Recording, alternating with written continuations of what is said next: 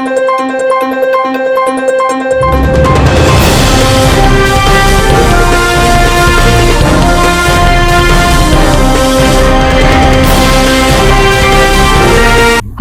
ప్రజల పక్షం NN5 news కి స్వాగతం. ముందుగా హెడ్లైన్స్. భర్త ఇంటి ముందు కుమార్తెతో కలిసి ఆందోళనకు దిగిన భార్య. చిన్న బుట్టయ్య నాయకులు హత్య చేసిన నలుగురిని అరెస్టు చేయాలి. న్యాయం కోసం ఎమ్మెల్యేని ఆశ్రయించిన నారమాకులపల్లి తాండావాసులు. కూటమి పాలనలో యథేచ్ఛగా మానవ హక్కుల ఉల్లంఘన, కార్పొరేట్లకు దోచిపెడుతున్న సహజ వనరులు. సిపిఎం కేంద్ర కమిటీ సభ్యురాలు రమాదేవి విమర్శ. ఇక డీటెయిల్స్ చూస్తే, మదనపల్లి తాలూకా పోలీస్ స్టేషన్ లో తమకు న్యాయం జరగలేదని ఆరోపిస్తూ బుక్యా చిన్నబుడ్డ నాయక్ కుటుంబ సభ్యులు అన్నమయ్య జిల్లా ఎస్పీ కార్యాలయం వద్ద ఆందోళనకు దిగారు. తమ కుటుంబ సభ్యుడి మృతి ప్రమాదం కాదని హత్యనని ఆరోపిస్తూ న్యాయం చేయాలని డిమాండ్ చేశారు. బాధిత కుటుంబ సభ్యులు తెలిపిన వివరాల ప్రకారం ఈ నెల 18న చెంబకూరు రోడ్లో జరిగిన ఘటనలో చిన్నబుడ్డ నాయక్ మృతి చెందగా అది ప్రమాదం కాదని హత్యనని వారు అనుమానం వ్యక్తం చేస్తున్నారు. మృతదేహంపై ప్రమాద గాయాలు కాకుండా పదునైన ఆయుధంతో పొడిచినట్లు గాయం కనిపించిందని తెలిపారు. మృతుడి భార్యతో పాటు మరో వ్యక్తిపై తమకు అనుమానాలు ఉన్నాయని, ఈ ఘటనపై సమగ్ర విచారణ జరిపించి బాధ్యులపై కఠిన చర్యలు తీసుకోవాలని కోరారు. కలెక్టర్ కార్యాలయం, ఎస్పీ కార్యాలయం వద్ద ఇప్పటికే ధర్నా నిర్వహించినప్పటికీ న్యాయం జరగలేదని ఆవేదన వ్యక్తం చేశారు. అలాగే తాలూకా సీఐ వద్ద న్యాయం జరగలేదని, పై అధికారులకు ఫిర్యాదులు చేసినా లేదా ఆందోళన చేపట్టినా తమపై కేసులు నమోదు చేస్తామని బెదిరించినట్లు ఆరోపించారు. ఈ వ్యవహారంపై ఉన్నతాధికారులు జోక్యం చేసుకుని నిష్పక్షపాత విచారణ జరిపించి తమకు న్యాయం చేయాలని బాధిత కుటుంబ సభ్యులు ఎస్పీ కార్యాలయం వద్ద డిమాండ్ చేశారు. ఎర్రవారిపాలెంలో ఒక మహిళ తన కూతురుతో కలిసి భర్త ఇంటి ముందు ఆందోళనకు దిగిన ఘటన స్థానికంగా కలకలం రేపింది. కాటారివాండ్లపల్లికి చెందిన చలపతితో 2016లో వివాహమైన ప్రభావతి అనే మహిళ తనకు కూతురు పుట్టిందనే కారణంతో భర్త శారీరకంగా, లైంగికంగా వేధించాడని, చివరికి చంపేందుకు కూడా ప్రయత్నించాడని కన్నీటి పర్యంతమైంది. 7 ఏళ్ల క్రితం ఉద్యోగం కోసం బెంగళూరు వెళ్లిన చలపతి అక్కడ ఓ ఫార్మా కంపెనీలో ఎగ్జిక్యూటివ్ గా పనిచేస్తూ మరో మహిళతో అక్రమ సంబంధం పెట్టుకున్నాడని ఆమె ఆరోపించింది. తాను ఫోన్ చేసినప్పుడల్లా వేర్వేరు నగరాల్లో ఉన్నానంటూ అబద్దాలు చెబుతున్నాడని, కానీ ఫోన్ లొకేషన్ మాత్రం బెంగళూరులోనే చూపిస్తుందని భార్య వాపోతోంది. తన బాధలు చూడలేక 2 ఏళ్ల క్రితమే తన తండ్రి సుబ్రహ్మణ్యం కన్ను మూశారని ప్రభావతి తీవ్ర ఆవేదన వ్యక్తం చేస్తుంది. గత 6 నెలలుగా కూతురు వైనిక చదువు కోసం 10 లక్షల రూపాయలు ఇస్తానని నమ్మించి ప్రస్తుతం భర్త ముఖం చాటేయడంతో చేసేదేం లేక ప్రభావతి కూలి పనులు చేస్తూ కూతుర్ని పోషించుకుంటోంది. ఈ క్రమంలోనే తనకు, తన కూతురికి న్యాయం చేయాలంటూ భర్త, అత్తమామల ఇంటి ముందు భార్య ప్రభావతి ఆమె బంధువులతో కలిసి ధర్నాకు దిగింది. నిందితుడైన చలపతిపై కఠిన చర్యలు తీసుకుని తమకు న్యాయం జరిగేలా చూడాలని బాధితురాలు డిమాండ్ చేస్తోంది. పెద్ద మనుషుల దగ్గర కూడా మధ్యస్థం అనేది 7 సంవత్సరాల నుంచి జరుగుతా ఉంది. కానీ అతను రాకుండా దొంగగా అక్కడే బెంగళూరులోనే దాంతోనే ఉన్నాడు. ఇంతవరకు ఇంటికి రాలేదు, మమ్మల్ని చూడలేదు. అందుకోసం అనేసి నేను ఇంకా ఇన్ని రోజులు నేను కష్టపడి సాకాలంటే నా వల్ల కాదు. ఎందుకంటే నన్ను ఏదైనా జాబ్ చేసుకోవాలన్నా కూడా నా సర్టిఫికెట్లన్నీ తీసేసుకొని నన్ను బెదిరించినాడు. ఎక్కడ జాబ్ చేసుకోనివ్వనని బెదిరించినాడు. నేను నా బిడ్డను ఏ విధంగా చూసుకోవాలి? దానికోసం నేను కూలికి వెళ్తున్నాను నా బిడ్డను చదివించుకోవడానికి. ఒక ఆడపిల్లను చదివించడానికి ఎంత ఖర్చు అవుతుందో మీరే ఆలోచించండి. అందుకోసమని నేను పోలీస్ స్టేషన్ని ఆశ్రయించినాను. అక్కడ నుంచి వాళ్ళు ఫోన్ చేయించినా కూడా సరే లొకేషన్ చెన్నైలో ఉన్నానని చెప్పి తప్పుడు మాటలన్నీ చెప్పినాడు. కానీ లొకేషన్ చూస్తే అతను బెంగళూరులోనే ఉన్నాడు. అక్కడ సార్ వాళ్ళని సంప్రదిస్తే వాళ్ళు ఫోన్ చేసినా కూడా వాళ్ళ అక్క పుష్పలత, వాళ్ళ అమ్మ చెంగమ్మ, మీ వల్ల ఏదైతే అది చేసుకోండి, మేమైతే ఎక్కడికి రాము, మీ వల్ల మీకు ఎవరు దిక్కుంటే అక్కడ చెప్పుకోండి, మేమైతే ఏం చేయము, ఏ న్యాయం చేయము, మీ వల్ల ఏమైతే అది చేసుకోండి అనేసి మాకు చెప్పడం జరిగింది. నమస్కారము. నా పేరు కనిగిరి ప్రభావతి. నా భర్త పేరు కనిగిరి చలపతి. మా పాప పేరు కనిగిరి వైనిక. నాకు 2016 సంవత్సరంలో పెద్దలు కుదిర్చిన వివాహం జరిగింది. పెద్దలు కుదిర్చిన వివాహం తర్వాత హైదరాబాద్కి కాపురానికి తీసుకెళ్ళినాడు. అక్కడ 4 సంవత్సరాలు నన్ను హెరాస్ చేయడం జరిగింది. వరకట్నం కింద హెరాస్ చేసినాడు. అలాగే ఆడపిల్ల పుట్టిందనేసి నన్ను హెరాస్ చేయడం జరిగింది. నన్ను నా పాపను చంపేయాలని చూసినాడు.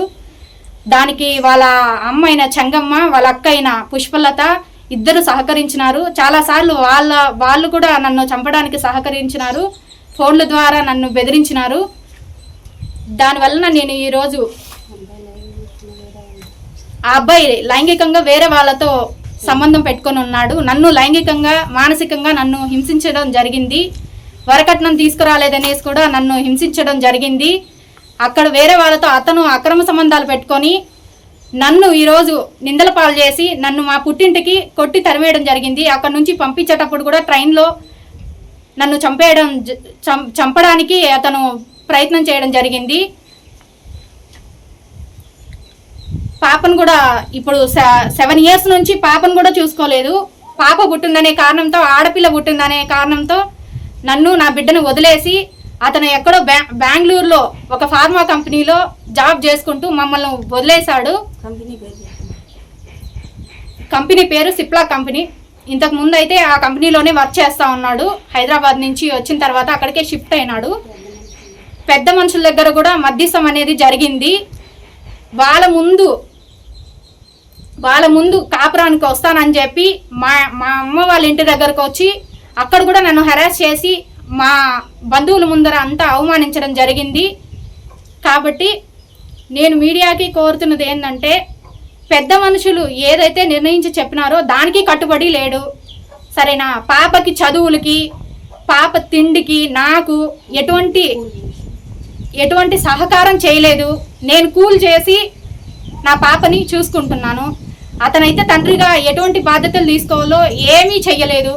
కాబట్టి మీరే ఎన్నికల సంఘం చేపట్టిన ప్రత్యేక ఓటర్ల జాబితా సవరణ కార్యక్రమంపై మదనపల్లి మండలం పప్పిరెడ్డిపల్లి గ్రామంలో ఏఎంసీ చైర్మన్ జంగాల శివరాం విస్తృత అవగాహన కల్పిస్తున్నారు. బిఎల్ఓలు అయిన వెల్ఫేర్ అసిస్టెంట్ సుబహాన్, మహిళా పోలీసు సుధారాణి, గ్రామ పంచాయతీ అధికారిని చెన్నమ్మ స్థానిక ప్రజలకు ఓటర్ల పత్రాలు అందజేశారు. ప్రత్యేక బృందాలతో కలిసి ఏఎంసీ చైర్మన్ జంగాల శివరాం ఇంటింటికి వెళ్లి ఓటర్లకు సరిపై సమాచారం అందిస్తున్నారు. ఎస్ఐఆర్ ప్రక్రియలో భాగంగా ఓటర్ వివరాల ధృవీకరణ, అవసరమైన పత్రాల సమర్పణ, దరఖాస్తుల పూరణ తదితర అంశాలపై ప్రజలకు వివరాలు తెలియజేస్తున్నారు. బూత్ లెవెల్ అధికారులు గ్రామానికి వచ్చే సమయానికి ప్రజలు సిద్ధంగా ఉండేలా అవగాహన కల్పిస్తున్నారు. ఈ సందర్భంగా ఏఎంసీ చైర్మన్ జంగాల శివరాం మాట్లాడుతూ గ్రామంలోని ప్రతి అర్హుడైన ఓటరు జాబితాలో పేరు సక్రమంగా నమోదై ఉండేలా చర్యలు తీసుకుంటున్నామని తెలిపారు. ఓటు హక్కు పరిరక్షణ కోసం గ్రామస్తులందరూ ఎస్ఐఆర్ ప్రక్రియలో భాగస్వాములు కావాలని కోరారు. గ్రామ ప్రజలకు నేరుగా సేవలు అందిస్తూ ఓటర్ల వెరిఫికేషన్ పై అవగాహన కల్పిస్తున్నారు. ఈ కార్యక్రమానికి స్థానిక ప్రజల నుంచి మంచి స్పందన లభించిందని తెలిపారు. కూటమి ప్రభుత్వ పాలనలో మానవ హక్కుల ఉల్లంఘన యథేచ్ఛగా జరుగుతుందని, ప్రశ్నించే గొంతుల్లో అదిమివేసే నిరంకుశ ధోరణితో వ్యవహరిస్తుందని సిపిఎం కేంద్ర కమిటీ సభ్యురాలు డి రమాదేవి ఆరోపించారు. గురువారం సిపిఎం జిల్లా విస్తృత స్థాయి సమావేశం స్థానిక పార్టీ కార్యాలయంలో జరిగింది. ఈ సమావేశంలో ముఖ్య అతిథిగా పాల్గొన్న రమాదేవి మాట్లాడుతూ కూటమి పాలనలో పౌర హక్కులు దారుణంగా క్షీణిస్తున్నాయన్నారు. ఇటీవల కృష్ణలంకలో జరిగిన పరిణామాల దృష్ట్యా సిఐ నాగరాజును అరెస్టు చేసిన సిట్ బృందం ఇచ్చిన రిమాండ్ రిపోర్టును పరిశీలిస్తే రౌడీ షీటర్ అనే వ్యక్తిని అక్రమంగా లాకప్ లో ఉంచడమే కాకుండా చిత్రహింసలకు గురిచేసి చంపేసి కాల్చి బూడిద చేశారని తెలుస్తోందన్నారు. నిత్యుడు నాగరాజును అరెస్టు చేసే సమయంలో అధికార పార్టీ నాయకులే ఆందోళనకు దిగడాన్ని బట్టి చూస్తే ఎంతకు బరి తెగించారో అర్థమవుతుందన్నారు. ప్రశ్నించే వారి గొంతు నొక్కడం, పేద బడుగు బలహీన వర్గాలు దళితులను చంపేయడం ఈ ప్రభుత్వానికి పరిపాటిగా మారిందని విమర్శించారు. ఇటీవల విశాఖ ఉక్కు కర్మాగారంలో ఉక్కు ద్రవం పడి 20 మంది కార్మికులు చనిపోతే వారికి ₹1 కోటి నష్టపరిహారం చెల్లించాలని ప్రశ్నిస్తే ప్రభుత్వం ప్రశ్నించే వారి గొంతు నొక్కడం సబబు కాదన్నారు. అదేవిధంగా ఉపాధి హామీ కూలీలు వడదెబ్బతో మృత్యు పడుతున్నారని వారికి 25 లక్షల ఎక్స్గ్రేషియా ప్రకటించాలని డిమాండ్ చేశారు. మరోపక్క సహజ వనరులను ప్రైవేటీకరణ చేస్తూ కార్పొరేటర్లకు దోచిపెడుతున్నారని ఆరోపించారు. ప్రజలను భ్రమలో పెట్టి కడప స్టీల్ ప్లాంట్ 4 సార్లు శంకుస్థాపన చేశారని, మరోసారి శంకుస్థాపనకు శ్రీకారం చుట్టారని ఎద్దేవా చేశారు. జొన్నగిరిలో బంగారు గనులు బయటపెడితే వాటిని ప్రైవేట్ కంపెనీలకు అప్పగిస్తున్నారన్నారు. అదేవిధంగా ప్రకాశం జిల్లాలో ఐరన్ కోర్ గన్లు బయటపెడితే ప్రభుత్వం వినియోగించకుండా జిందాల్ కంపెనీకి కట్టబెట్టడం ఏంటని ప్రశ్నించారు. కేజీ బేసిన్లో గ్యాస్ను 50% రాతితో వినియోగిస్తే ప్రజలందరికీ ₹200 సిలిండర్ ఇవ్వొచ్చని, కానీ వాటిని కార్పొరేట్ కంపెనీలకు అప్పగించి ప్రజలను దారుణంగా మోసం చేశారని ఆరోపించారు. ఈ సమావేశంలో సిపిఎం నాయకులు పి శ్రీనివాసులు, ఏ రామాంజులు, టి హరిశర్మ, సుధీర్ కుమార్, వెంకటాద్రి, రామచంద్ర, వెంకటాచలపతి, మురళి, చంద్ర, నాగరాజు, డాక్టర్ చంద్ర, బాలకృష్ణ తదితరులు పాల్గొన్నారు. అనేక చోట్ల ఇటీవల కాలంలో విశాఖపట్నంలో ఉక్కు ఫ్యాక్టరీలో 20 మంది కార్మికులు యాక్సిడెంట్ జరిగి అక్కడ మరుగుతున్నటువంటి ఉక్కు మీద పడి చనిపోయారు. అడుగుతూ ఉంటే న్యాయం చేయాలి అని చెప్పేసి అడుగుతూ ఉంటే, అక్కడ సేఫ్టీ చర్యలు తీసుకోవాలి అని అడుగుతుంటే, నష్టపరిహారం ఇవ్వాలి ఆ కుటుంబాలను ఆదుకోమని అడుగుతూ ఉంటే, మీరెవరు మాట్లాడడానికి? మీ కుటుంబంలో చనిపోయారా అని చెప్పేసి ప్రశ్న వేయడం అంటే, అన్యాయం జరిగితే ఆ బాధితులు తప్ప మరెవరూ మాట్లాడకూడదు అని చెప్పేసి చెప్పడం ద్వారా ప్రశ్నించేటటువంటి స్వరాన్ని పల్చన చేసేటటువంటి పరిస్థితి, అణిచివేసేటటువంటి స్థితికి దర్పణం పడతా ఉంది. అనేక చోట్ల ఈరోజు ఫార్మాస్యూటికల్ కంపెనీస్లో కానివ్వండి, ఇతర చోట్ల కానీ యాక్సిడెంట్స్లో కార్మికులు చనిపోతూ ఉన్నారు. అలాగే ఈరోజు ఉపాధిలో చాలా మంది కార్మికులు వడదెబ్బ తగిలి చనిపోయినటువంటి పరిస్థితి ఉంది. వీళ్ళకి చట్టం ప్రకారం నష్టపరిహారం రావాలి, కనీసం మట్టి ఖర్చులు కూడా తక్షణం ఇవ్వనటువంటి పరిస్థితులు మనకు చాలా చోట్ల కనిపిస్తూ ఉన్నాయి. మొత్తం రాష్ట్ర వ్యాప్తంగా ఎవరైతే వడదెబ్బలో చనిపోయినటువంటి కూలీలు ఉన్నారో, అలాగే ఈరోజు యాక్సిడెంట్స్లో చనిపోతున్నటువంటి కార్మికులు ఉన్నారో, వాళ్ళకి చట్టం ప్రకారం వర్క్మెన్ కాంపెన్సేషన్ చట్టం ఉంది. వర్క్మెన్ కాంపెన్సేషన్ చట్టం ప్రకారం వాళ్ళు యాక్సిడెంట్ కాకుండా ఉంటే ఎంత సంపాదించగలరు, వాళ్ళ కుటుంబానికి ఎంత నష్టం జరిగింది అనేటటువంటిది లెక్కించి వాళ్ళకి నష్టపరిహారం ప్రకటించాల్సిన అవసరం ఉంది. అందుకనే ఉపాధి కార్మికులు ఎవరైతే వ్యవసాయ కూలీలుగా ఉండి ఉపాధి పనులు చేస్తున్నారో వాళ్ళకి 25 లక్షలు ఇవ్వాలని చెప్పేసి డిమాండ్ చేస్తా ఉన్నారు. పరిశ్రమల్లో పనిచేసేటటువంటి కార్మికులకు ₹1 ఇవ్వాలని డిమాండ్ చేస్తున్నారు. ఈ డిమాండ్స్ ని ప్రభుత్వం యాక్సెప్ట్ చేయాలి, లేకపోతే రాబోయే కాలంలో ఈ డిమాండ్స్ మీద, అలాగే దళిత వర్గాలకి, పేద వర్గాలకి న్యాయం కావాలా అని చెప్పేసేటటువంటి దాని మీద పెద్ద ఎత్తున ఉద్యమాలు చేయాల్సినటువంటి అవసరం ఉందని కూడా తెలియజేస్తా ఉన్నారు. ఈరోజు రాష్ట్ర ప్రభుత్వం రాష్ట్రంలో అనేక వనరుల్ని ప్రైవేటీకరణ చేయడం మనం చూస్తూ ఉన్నాము. ప్రజల్ని భ్రమలు పెట్టడానికి శంకుస్థాపనలు చేస్తున్నారు. కడప ఇప్పటికి 4 సార్లు స్టీల్ ప్లాంట్ శంకుస్థాపనలు జరిగినాయి. అయినా మళ్ళీ మరొకసారి శంకుస్థాపనకి సిద్ధమవుతున్నారు. జొన్నగిరిలో బంగారు గల్లు ఉన్నాయి అనేటటువంటిది ఐడెంటిఫై చేస్తే రాష్ట్రానికి ఏ రకమైనటువంటి రాయితీ లేకుండా ప్రైవేట్ కంపెనీలకు అప్పచెప్తున్నటువంటి పరిస్థితి.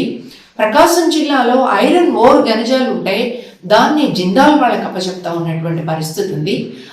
కేజీ గ్యాస్ బేసిన్లో ఉన్నటువంటి గ్యాస్ కనుక మన రాష్ట్రం రాయితీ 50% రాయితీ ఇవ్వాల్సి వస్తే ఈరోజు ప్రతి ఒక్క కుటుంబానికి ₹200 పైప్ లైన్ ద్వారా గ్యాస్ సరఫరా చేయగలిగేటటువంటి అవకాశం ఉంది.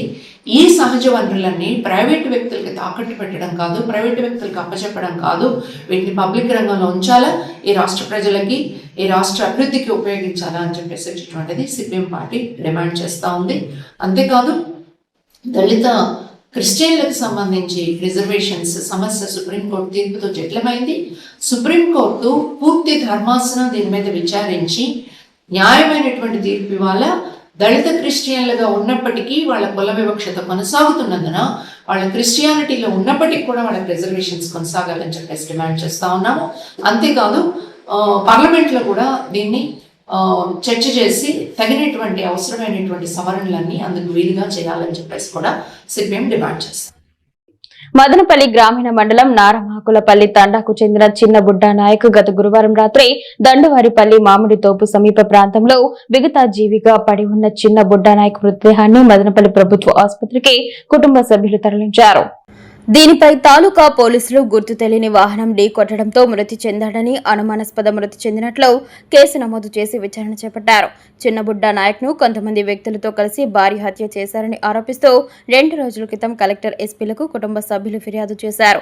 ఈ నేపథ్యంలో గురువారం మదనపల్లి ఎమ్మెల్యే షాజహాన్ బాషా నివాసం వద్ద పెద్ద ఎత్తున ఫ్లెక్సీలు పట్టుకుని మృతి చెందిన బుడ్డా నాయక్ కుటుంబ సభ్యులు న్యాయం చేయాలని, హంతకులను అరెస్టు చేయాలని ఎమ్మెల్యేకు మొరపెట్టుకున్నారు. దీనిపై స్పందించిన ఎమ్మెల్యే పోలీసు ఉన్నతాధికారులతో మాట్లాడి హంతకులను అరెస్టు చేసి బాధిత కుటుంబానికి న్యాయం చేస్తానని హామీ ఇచ్చారు.